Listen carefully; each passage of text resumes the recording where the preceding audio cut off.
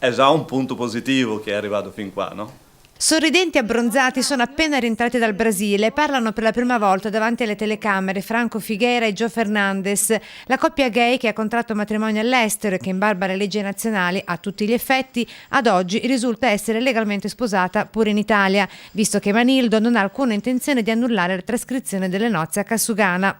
Facciamo quello che dobbiamo fare, insomma, aspettiamo quello che sono il risultato di tutto questo, poi andiamo avanti è quello che dice la legge, insomma. Consapevoli e fieri di essere a Treviso, come in Italia, tra le coppie apripista nell'intricato sistema di leggi nazionali, ricorreranno ora in appello, dicono, grazie a normative internazionali. Non siamo i primi, ci sono anche altre 4 coppie ben note, ecco, che stanno facendo la stessa cosa che stiamo facendo noi.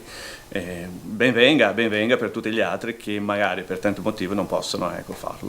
Cosa rispondete invece a chi dice che la famiglia deve essere quella di stampo tradizionale, non si può cambiare, non si può uscire da questi schemi? Credo che ognuno ha la sua idea e bisogna rispettarle tutte, ecco, però anche noi, ecco, siamo come tanti altri, si considerano famiglia, cosa cambia? Dico, se uno è convinto da quello che vive, ecco, deve lottare per i suoi diritti, ecco, per poter essere, come si può dire, libere di essere ciò che si è.